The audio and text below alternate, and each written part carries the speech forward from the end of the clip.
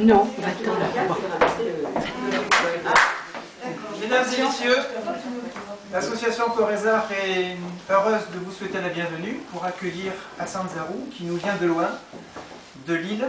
Il a fait un long déplacement pour venir nous voir par amitié, puisque Pierre de Saint-Riquier, que vous connaissez tous, est un ami très intime d'Hassan. C'est par Pierre que nous l'avons rencontré, et il nous a fait la gentillesse d'accepter de venir exposer chez nous.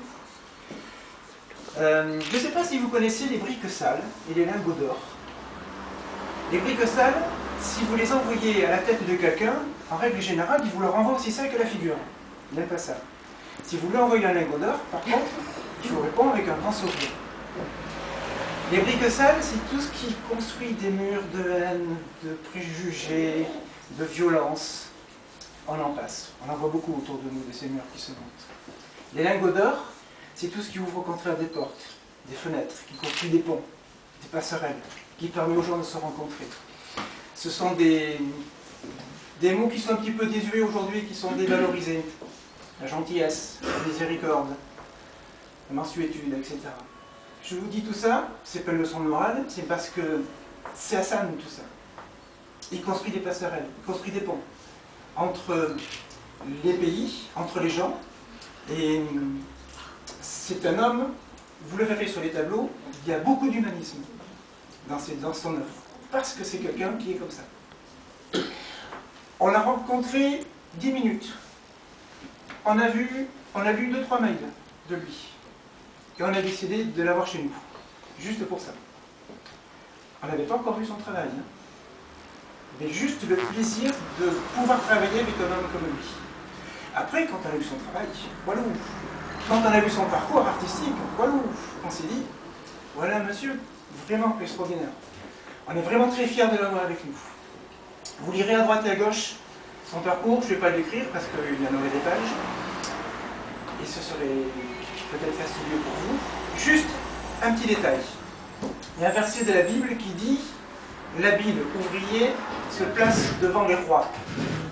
Ben, Hassan, il est cet homme-là, cet habile ouvrier. Il a été invité récemment par le roi Mohamed VI du Maroc pour des expositions particulières.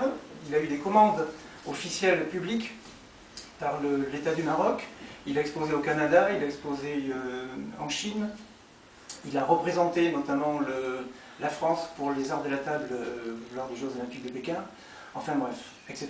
Vraiment un homme au parcours exceptionnel. Et on est très fiers de l'avoir avec nous. Sur son travail, je dirais qu'il y a beaucoup de sérénité, il y a beaucoup de douceur, il y a beaucoup de paix. Le thème, elle porte le monde, la terre-mère, je le laisserai le développer parce que c'est quelque chose de très personnel. Il s'est beaucoup impliqué dans ce travail, donc je préfère que ce soit lui qui en parle. Par contre, ce que j'ai apprécié, c'est le fait qu'il y a un mélange de rigueur. Vous verrez qu'il y a des choses qui semblent tirer au cordeau.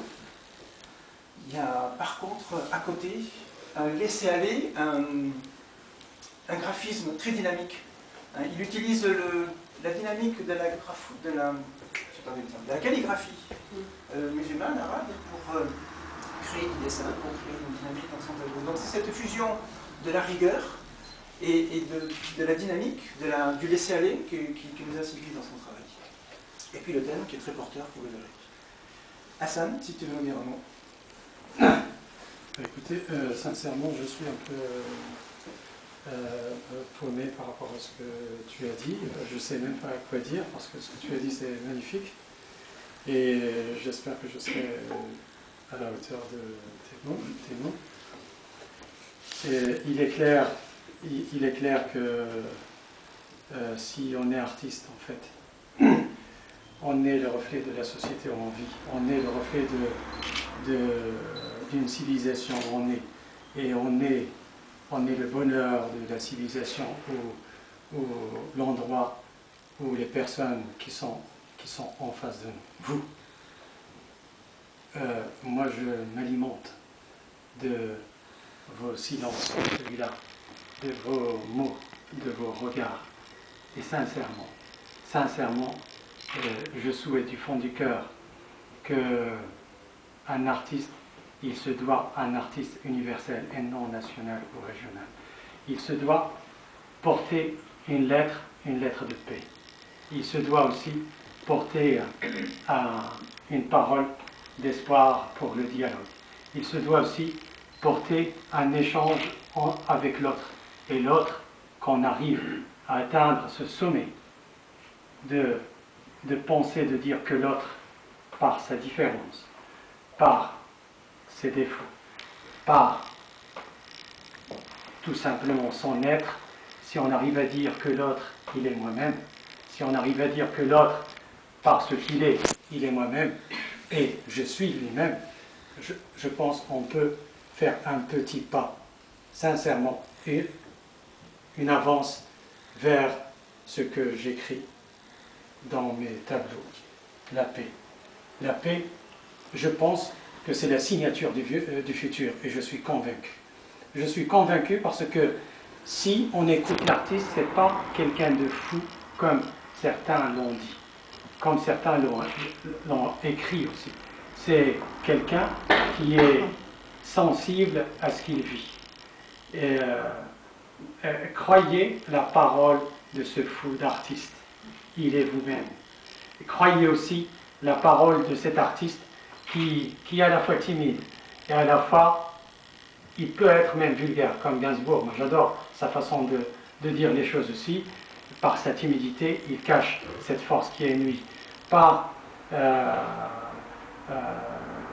ce sens d'observation, un petit détail, il est important pour un artiste. Je passe dans un endroit, je regarde un mouvement, un geste, je le prends, je le placarde, je le photographie. Mais je le photographie dans ma tête. Et j'essaye de le traduire. Je traduis ici, vous avez bien dit, les passerelles, l'intersection des cultures. Je suis un enfant métis. J'ai choisi d'être métis. Je suis, par mon enfance et par ma naissance, métis. Je suis né quelque part. Aujourd'hui, je me retrouve ici. Quel bonheur, sincèrement, de partager ce petit moment avec vous. Quel bonheur de faire cette belle route. Alors, je l'ai traversée 9 heures sans aucun souci, en me disant, je vais parler avec des âmes. Je vais rencontrer des âmes. Regardez-vous. Vous êtes là à l'instant. Vous pouvez être ailleurs. Il fait très beau. Il y en a qui sont dans les terrasses de café. Ils boivent une bière, etc. Vous avez choisi de venir ici. Ce n'est pas par hasard que vous êtes là. Vous êtes là parce qu'il y a une communication de cœur qui s'installe entre nous. Je te remercie, sincèrement. Ma première rencontre avec Gérard, avec sa femme, j'essaie de la voir, de la trouver. Elle est cachée. Voilà. C'est une très belle rencontre. J'ai tout de suite dit, je viens faire une expo ici. Je viens vous rencontrer. Donc, prenez-moi avec mes défauts et avec mes qualités. Je finis avec un mot. Je finis avec un mot que dans mes tableaux, vous allez constater qu'il y a je travaille beaucoup avec le symbolisme. Il y a des formes, il y a des symboles, mais il y a quelque chose d'important. C'est pas moi qui l'ai dit, je vais le dire, mais je le ressens sincèrement. Il y a quelqu'un qui avait écrit « Dans notre vie, comme sur la palette d'un artiste, une seule couleur donne tout son sens à l'art et à la vie. C'est la couleur de l'amour. » Ce que vous voyez ici, sincèrement, c'est de l'amour. Je souhaite du fond du cœur que vous regardez celui qui est en face de vous, à côté de vous. Essayez de l'aimer comme vous aimez quand vous aime. Merci à vous.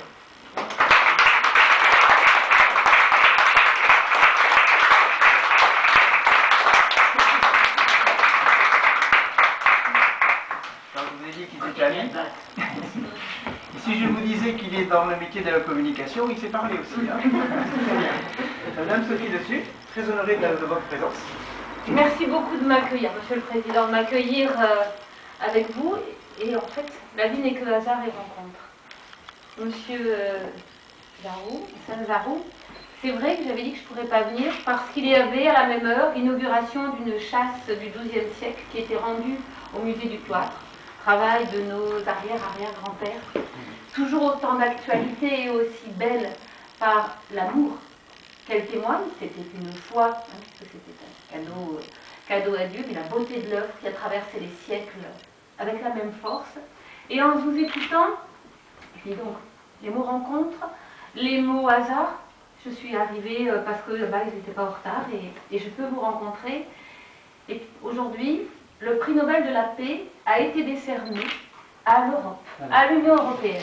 Et on est tout à fait dans cette idée, cette merveilleuse idée de construire l'Europe pour que les peuples, d'abord européens, en commençant par eux, parce qu'il faut bien commencer par quelque chose, qui ont une culture si commune, tout en étant si différente, mais qui se sont tant fait la guerre, qui se sont tant battus pour des arpents de terre ou quelque autre parfois futilité, puissent, et c'était ça l'idée des pères de l'Europe, avancer ensemble et construire ensemble un territoire.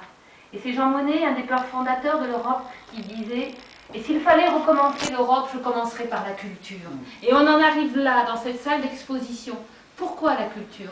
Parce que la culture, c'est bien sûr, comme vous l'avez dit, le don d'un artiste aux autres pour qu'un dialogue intérieur puisse avoir lieu entre l'artiste qui parle et qui met tout sur son œuvre et le spectateur qui lit ce qu'a mis l'artiste et qui veut l'interpréter avec sa vie.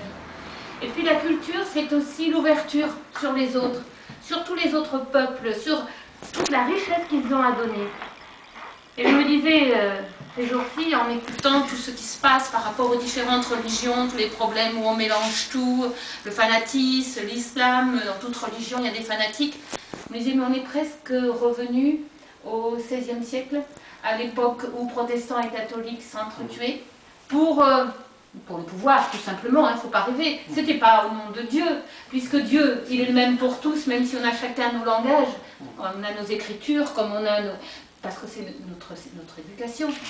Mais je crois que c'est grâce à la culture, grâce aux artistes, grâce aux gens qui viennent, qui osent pousser la porte d'une salle d'exposition, d'une galerie, au travail que vous faites, le temps que vous donnez pour pouvoir accrocher ces œuvres et les offrir aux yeux de tous les passants, c'est là que se passe le plus de choses.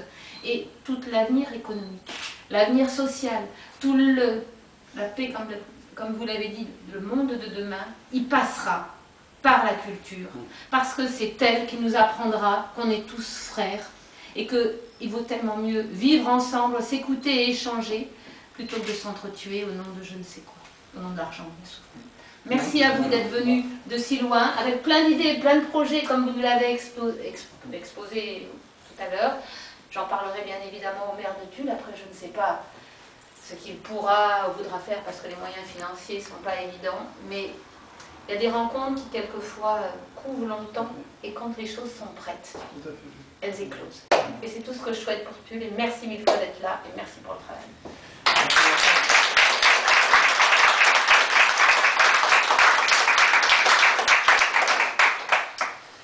Je vais être beaucoup plus terre à terre maintenant pour finir mon discours, excusez-moi. On a édité une plaquette lors de la rétrospective d'août 2012 qui présentait tous les invités d'honneur qui se sont succédés dans nos murs de 2010 à 2011. Cette plaquette, on l'a faite pour que les gens qui ont apprécié la galerie puissent retrouver les artistes qu'ils ont aimés. Mais c'est aussi un soutien financier pour notre association puisque nous sommes en autonomie complète sur le plan financier. Et dessus vient de le dire très justement, le nerf de la guerre, l'argent fait toujours défaut. Donc si vous avez un geste à faire pour notre association, il serait là d'acheter un bel objet, parce qu'on a mis tout notre soin, tout notre amour pour réaliser cette plaquette. Vous en trouverez des exemplaires au comptoir. On la vend 10 € au profit de l'association pour nous aider financièrement. Je vais dire un mot quand même. Ce qui est intéressant dans cette association, ils ne sont pas financés. On n'a aucune subvention. Aucune subvention. Alors pour ceux qui ne le sauraient pas, c'est une volonté de notre part de ne pas demander de subvention aux collectivités locales par respect. Ah, voilà. Merci. Voilà. On a essayé de faire quelque chose de beau, de sympathique. Ça nous correspond, ça on y a mis tout notre cœur.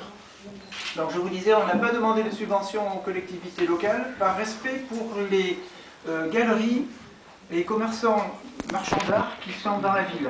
Nous sommes association, on n'a donc aucune charge. On paye juste le loyer, l'électricité, mais on n'a aucune charge professionnelle, on va dire. Alors qu'eux, ils ont des charges plein pot et c'est pas facile pour eux. Donc par respect pour eux, comme on a une vitrine, on ne voulait pas leur faire une concurrence déloyale. On a donc décidé de ne pas demander de subvention aux collectivités.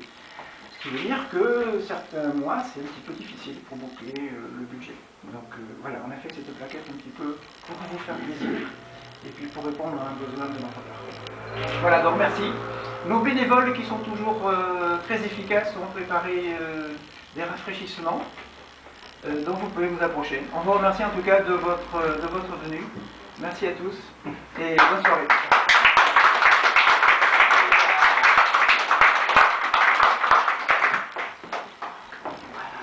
Super.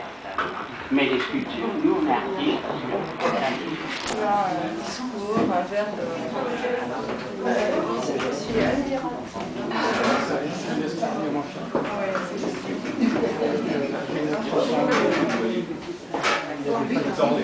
Merci Chili de nous avoir amenés. C'est que ça devait être comme ça. Ouais. Dieu nous auto-finance et on nous auto-finance Dieu.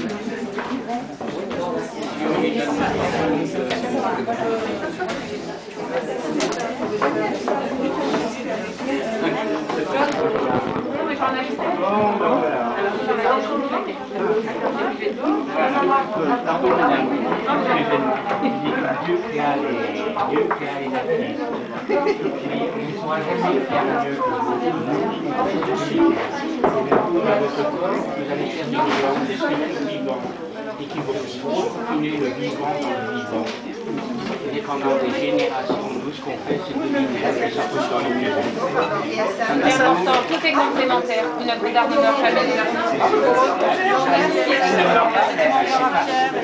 forcément, elle peut parler pendant les siècles et puis s'endormir et reparler de nouveau à d'autres générations. Moi, je crois que tout doit s'effacer pour moi. Je vais aller. Tu t'en vas y aller? Oui, il faut que j'aille récupérer les enfants. Je vous remercie.